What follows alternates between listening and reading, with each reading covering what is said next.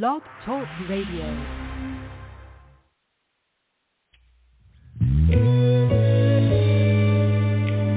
I had to bring Mom in on this one. Anybody grateful for God's blood? Tell them about it, Mom. Oh, the blood that saved me, the blood that raised me, the blood that healed me. Yes. Hello? Listen. Thank you for the blood. The blood that saved my life. And thank you for the Lamb. Thank you for the lamb. Oh, the lamb that was sacrificed. I'm so glad. I'm so glad that your blood did not let me fall. I'm so glad that your blood.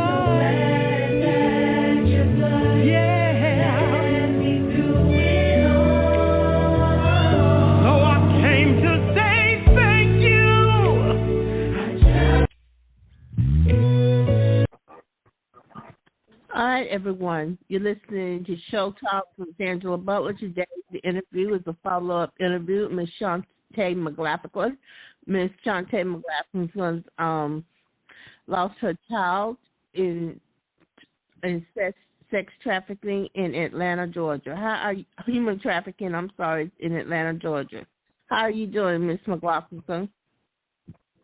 I'm well. How are you? I'm doing okay. How are you doing?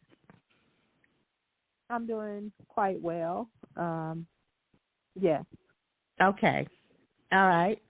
So how's everything going? Are things looking up? Have you found your children? Have there been any searches?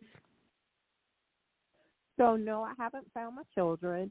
I was on a podcast show, and someone saw me there, and then they referred me to someone, and then they referred me to someone, and then they referred me to someone, which resulted in a PR firm coming on board, and they're launching a one-year campaign. There's a group of Black male advocates and activists who are underwriting a one-year campaign. So it actually is, at this point, a collaborative effort. There's about, I want to say 4 organizations from all over the U.S. who have come together with their different resources. Some I can't disclose out loud right now at this juncture, but they've all come together with all of their resources to be able to help me find my children and to help launch an investigation. Okay, that is good. That is good. That is great. That is what you want, is that? Good. I feel good. Yes, definitely. Definitely. All right. So that started. How are you doing, though? Have you had any more threats? I mean, I hadn't had any threats recently. Those threats were about 2 to 3 years ago. I hadn't had any recent threats. Yes, you don't need to disclose your location like that when you get on interviews and things. All right.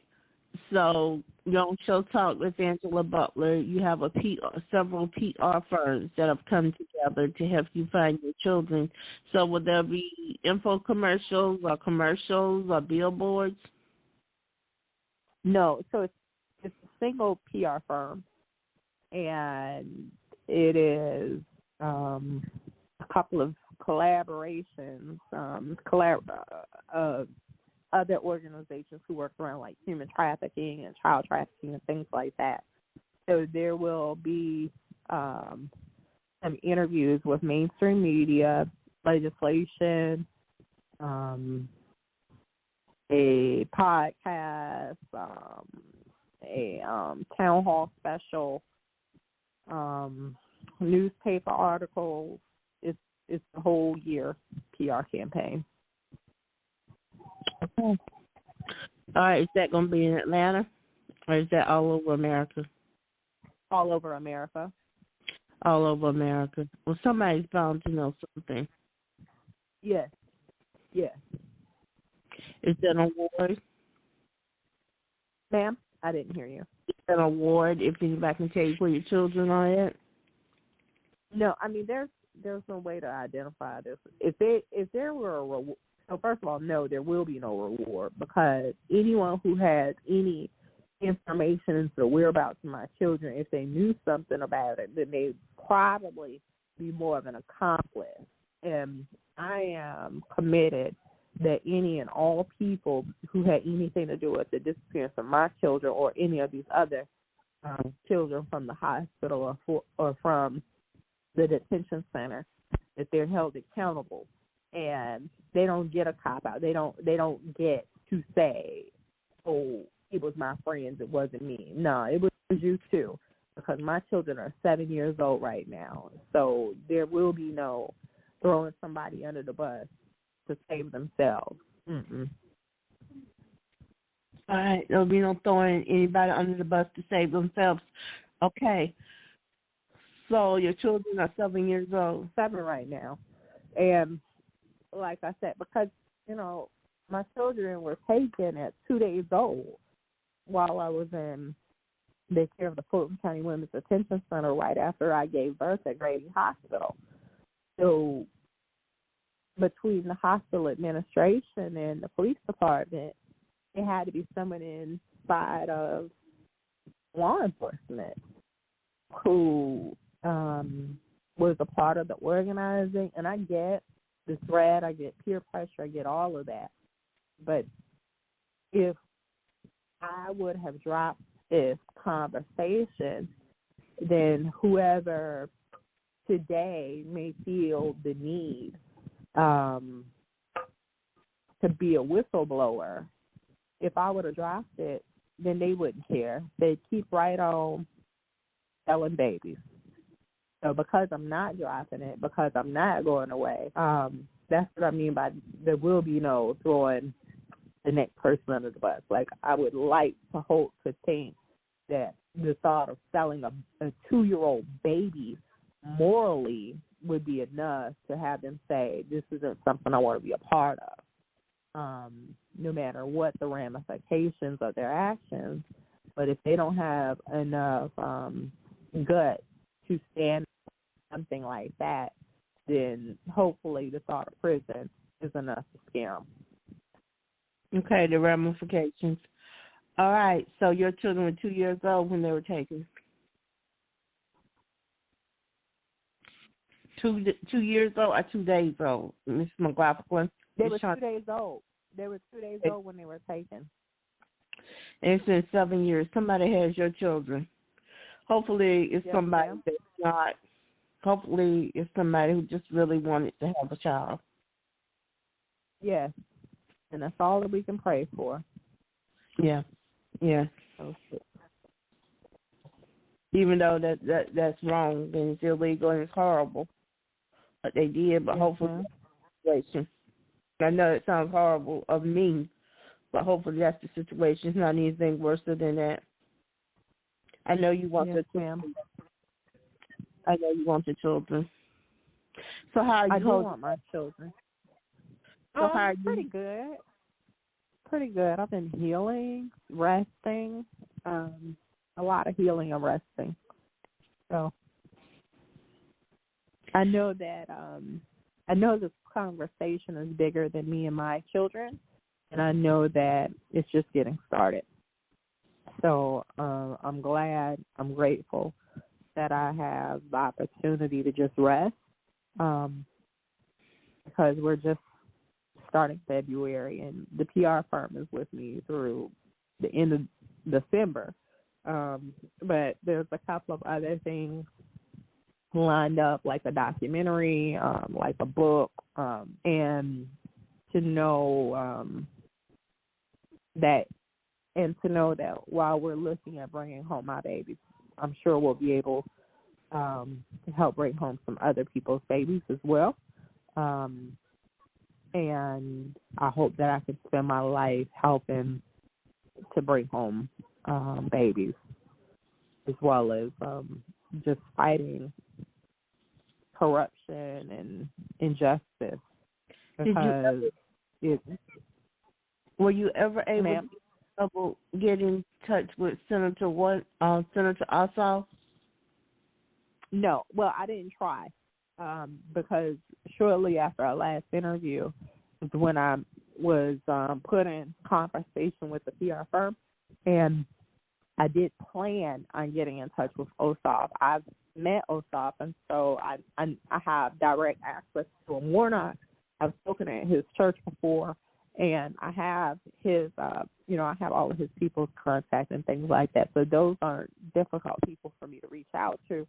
But with the PR firm, there's a couple of things that we have lined up around legislation, and so I understand the importance of timing as well. So there's some things that we needed to put together, and we've been, actually they've been working to put some things together. There's a couple of other officials as well, because, like I said, we don't have time for anybody throwing anybody under the bus, and we want to make sure that we do all of our checks and balance to make sure that we don't leave any stone unturned in this conversation around bringing home our babies. So Grady Hospital in Georgia did this. Yes, and the police department, Fulton County, which is Atlanta. Yes, so your babies. Yes. That's horrible. This is horrible. No remorse. A mother.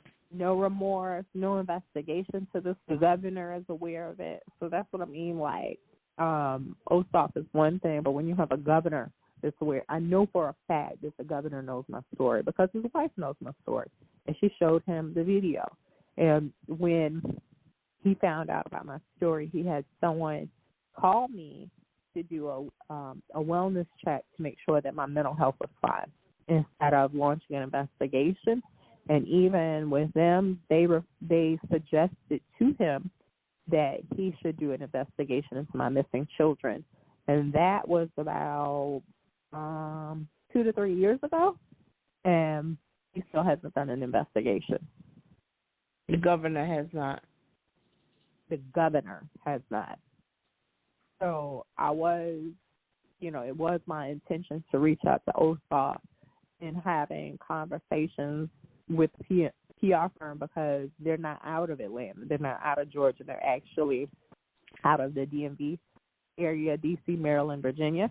And because they aren't as close, I think it's easier for them to be a little more objectionable and see things from a different perspective. And they're just like, we got to get a few more people involved in this conversation. So we do plan on reaching out to both Ossoff and Warnock, but there's a couple of other elected officials from some different states who we think could come together to actually make an impact instead of relying on 2 elected officials in a state that doesn't even have the support of the governor to really go forward with this conversation. Oh, okay. All right. Okay, with this conversation. Okay. I just know that Ossoff, when we last talked, was getting into human trafficking and was in Senate, in the middle of the Senate, and was talking about human trafficking there in Atlanta, Georgia, in the Georgia area of children doing the Super Bowl and things like that, the human trafficking of foster care children and their abuse and things like that. So I thought maybe you had contacted him. He has been in that conversation, and I said, I was intending to contact him, but Governor Kemp, his wife, human trafficking is her cause. They actually have a special task force that was created around human trafficking.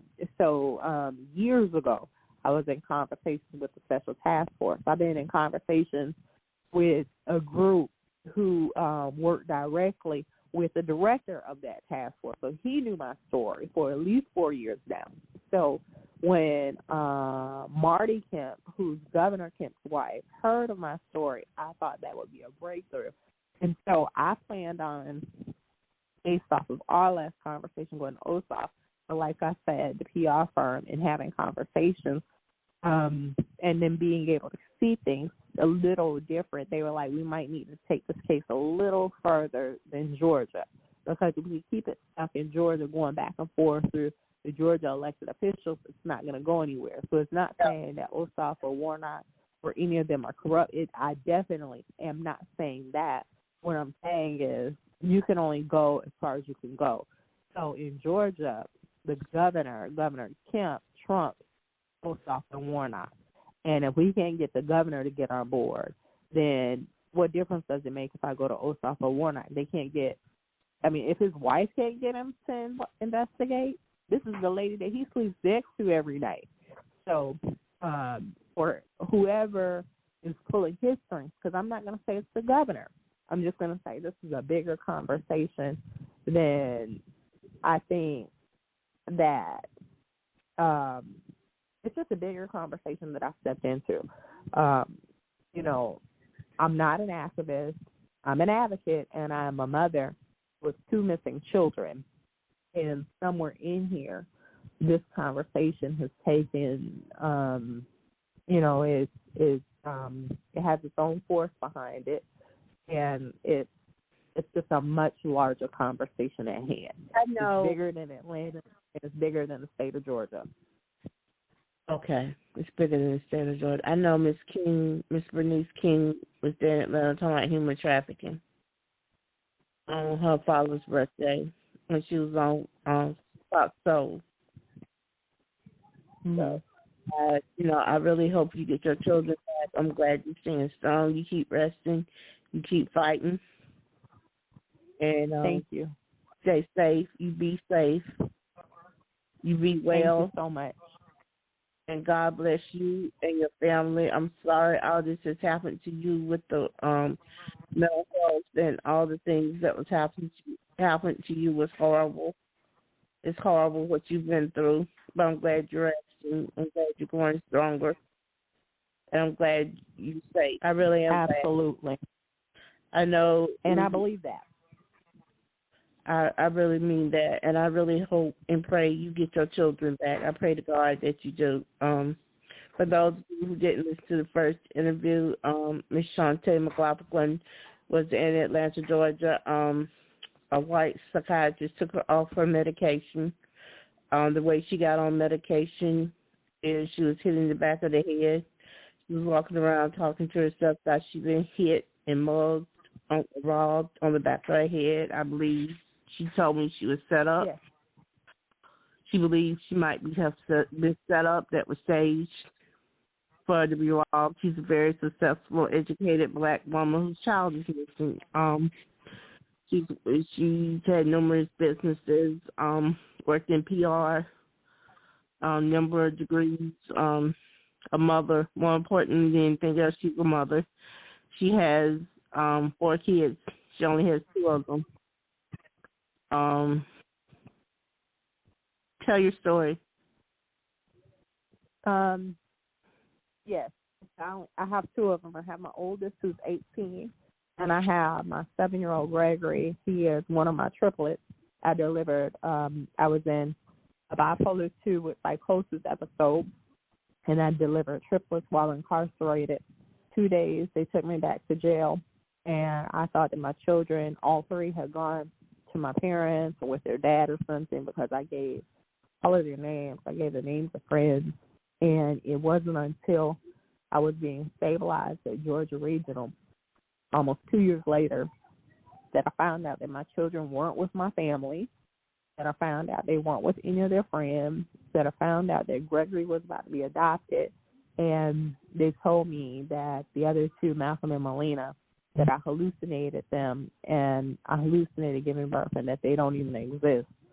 So imagine thinking that your children are with your family, and for 2 years they're actually just being wherever.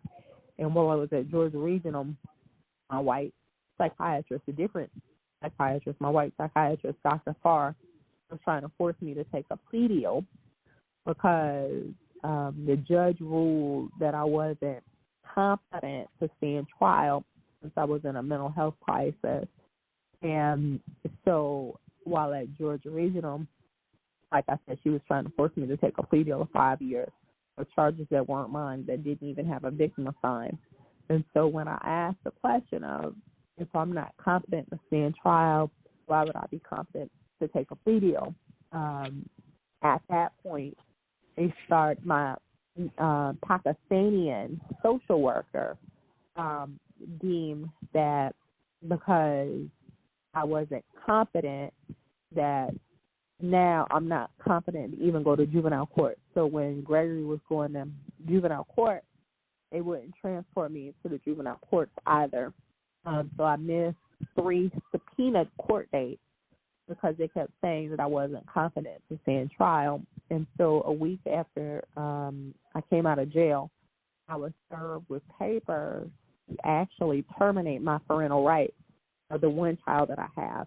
And long story short, I got him back 3 weeks before his 3rd birthday. With me being found, well, I wasn't found guilty or innocent. They just dead docketed my charges because there was no victim. And so since there was no victim, there was no reason to hold me, but they didn't clear up my record. They left the charges on my record. And so whenever I go protest or rally, I run the risk of being charged. There are 3 felonies. And it's frustrating. There's so many nuances to the system that I had no clue about. And it's really designed as a system of oppression.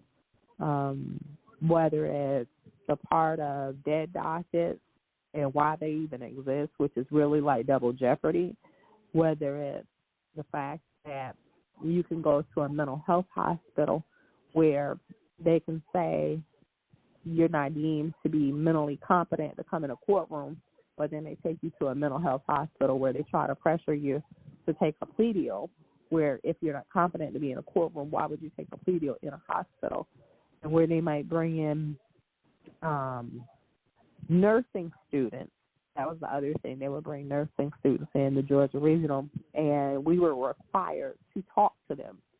So on about 4 occasions, they had nursing students come because they wanted them to get the experience. But they'd ask us questions about our cases. I was on a forensic unit, and anything that you tell them could be used against you in court because they're not your lawyer. They're just students asking you questions about your case, which should be deemed totally illegal and immoral.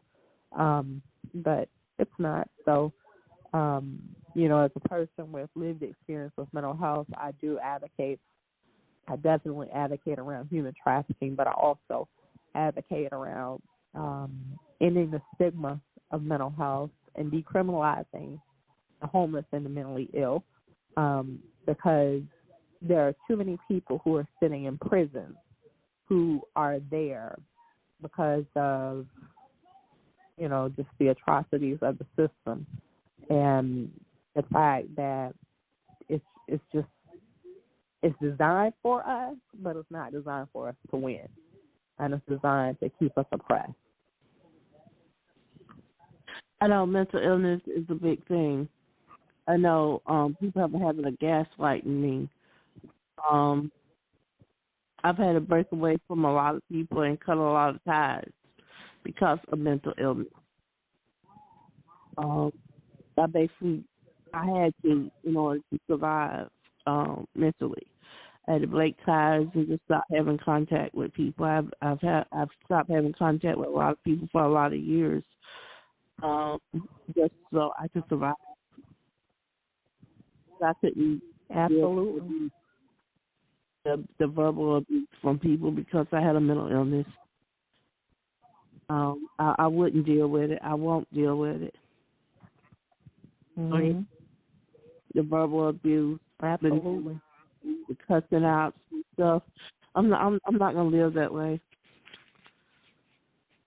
Absolutely. I've lost clients that way. I was going to do business with people, and they might go to raising their voice a little too much or flailing their. I might go to do business with a man, and he's flailing his arms and raising his voice, and the older I get, I don't need the whole bag of red flags. I can see just enough to be triggered, and if I'm triggered in the second or third meeting, it doesn't take as long for me to get out of situations where in my 20s or my teen years I might have been stuck, but not at 44. When you see the signs, leave. And that's business or personal, because people will drag you to their level and beat you beneath them. So when you see the signs of abuse, verbal, emotional, mental, physical, financial, whatever, get out. That's right. Whether it's a male or female, it could be a relative. Get out.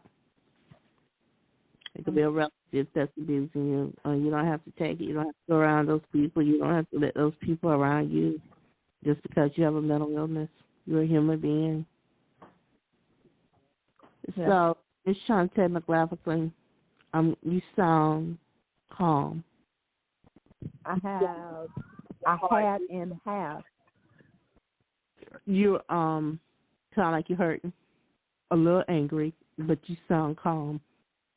I'm glad to know that you're getting rest, and that you're safe and protected, like I said earlier. You be good to yourself. You get plenty of rest, plenty of sleep. Enjoy the 2 children that you do have while you search for the others. Ma'am? Hello? Hello? Can you hear me? Hi. We dropped the call. I was just telling you, Miss McLaughlin. Yes. I don't know what happened, but I was saying, even when it comes to old friends, I don't let old friends make me feel a certain kind of way about my mental health, because they'll say things like, it might be a class reunion, family reunion, college reunion, wedding, just anything, and they'll say, I was talking to such and such, and they said they had to do this for you because you have mental health. Like anytime when I have a quote-unquote friend who's recreating all of my stories of mental illness, I feel that's low. That's very low class and a low blow. Anytime that you have to make fun of someone with mental illness or recreate a story to empower yourself. Yes. So. That's right. That's a low blow when a person has a mental. Called gaslighting. Also, they gaslight mentally ill people. Families do it. Friends or so-called friends do it. That's low class, low blow. Yep. So I heard the countdown. Is it time? Yes, ma'am. It's time. Well, I just want to say thank you for inviting me on your show again. We actually have. Thanks, Ms. Elaine Reddick, for the introduction. 14 more minutes. It'll record for 14 more minutes. But go ahead. Oh, I heard 6 seconds. I said I was thanking you for having me on your show, and thanks to the Rebecca Project, Ms. Elaine Reddick, for the introduction. You're more than welcome, and I will send you a copy of your interview. Thank you. Hey, Ms. Shantae McLaughlin, you be at peace. Try to be at peace, okay? Yes, ma'am, Ms. Butler. Peace and blessings to you. I look forward to reading those books and getting a signed autographed copy. All right. Bye. And Miss Riddick was supposed to come on my show this week, but Miss Elaine Riddick has been ill. She could not come on my show this week. Understood. Yes, ma'am. So you be good. God bless you. You too. You're an intelligent black woman. You just remember that, okay? Yes, ma'am. I will. All right, everyone. You've been listening to Ms. Shantae McLaughlin. Ms. Shantae McLaughlin is a successful young woman who has a mental illness. She's been through it. People have taken advantage of her and stole her children. Low down, nasty, evil, just plain evil. Plain evil. It's what they did is evil. there in Georgia, Atlanta. Grady Hospital is a mental ward for those of you who don't know it. She was accused of some crimes. She was pregnant. Like I said, now think about it, everyone. If you are in a mental ward, how can you take a plea deal? If you're not competent to stand trial, they stole this woman's children, told her she hallucinated 2 babies. She had triplets. I did not ask her where the father was. I didn't want to cause her any pain. But she's an intelligent, educated black woman, beautiful and intelligent, educated. It's just she was taken advantage of by mental illness, and some white psychiatrists, lady psychiatrists, did her like that. So, you know, you have to be careful. When people find out something is wrong with you, you have a mental illness. Sometimes people abuse people with mental illness. So you have to be careful and protect yourself. Hers is the extreme case, though. Extreme case. They took the lady's children from her, took her babies, who are now 7 years old. Do you know how that must hurt her? How she must feel? Anyway, she doesn't have a GoFundMe, but if she when she comes back on, because I am going to invite her back on Show Talk with Angela Butler, see if she wants to have a GoFundMe. All right, everyone, this lady is looking for her children. Miss Shantae McLaughlin, Atlanta, Georgia, you all. And Atlanta, Georgia is supposed to be the Mecca for black people, but it's still a city. People still take advantage of people. People still use and abuse people. Like they did Miss Shantae McLaughlin. All right, everyone. Thank you for listening to Show Talk with Angela Butler.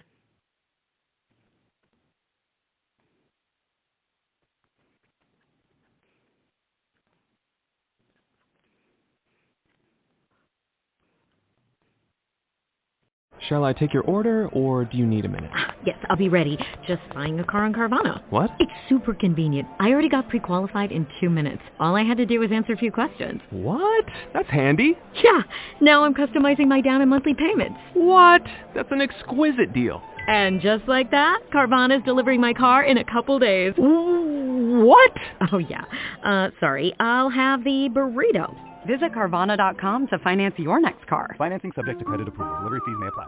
Judy was boring. Hello. Then Judy discovered ChumbaCasino.com. It's my little escape. Now Judy's the life of the party. Oh, baby, mama's bringing home the bacon. Whoa, take it easy, Judy. The Chumba life is for everybody. So go to ChumbaCasino.com and play over 100 casino-style games. Join today and play for free for your chance to redeem some serious prizes. ChumbaCasino.com. No purchase necessary. Void where prohibited by law. 18+ terms and conditions apply. See website for details.